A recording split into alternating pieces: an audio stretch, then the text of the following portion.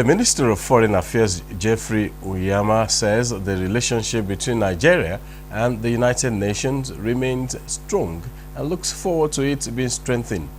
Uyama discussed this while receiving in the UN Deputy Secretary General Amina Mohammed and her team in Abuja. He said the federal government is building blocks with the implementation mechanism for the Sustainable Development Goals, pointing out that the country is key in achieving all the goals.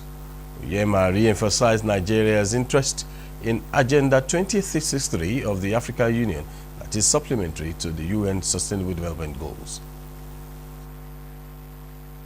I would also like to thank the UN for the role they played in organizing with us and the governments of Germany and Norway in organizing in Oslo an international donors conference for the Lake Chad countries to address this humanitarian crisis.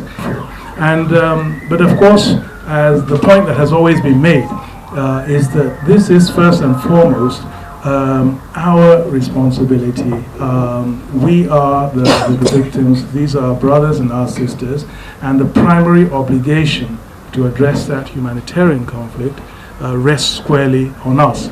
And we have put in place a lot of the mechanisms, including the financial resources, to also match and indeed surpass what the international community is providing to us. The Deputy Secretary General of the United Nations, Amina Mohammed, expressed happiness with the successes recorded in Nigeria as examples of ways to silencing the guns, which is the primary objective of the African Union.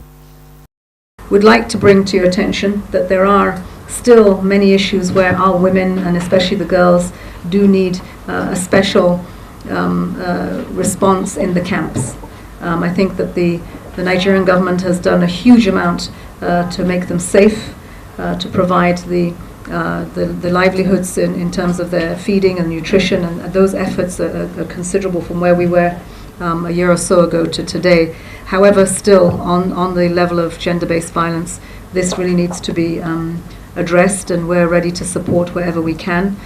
We know that sometimes it's the knowledge of not knowing what's going on, but today we did have testimony from many girls who are living it in some of the camps and have to go back there. So whatever support that you can give us, or we can give you to make sure that that happens.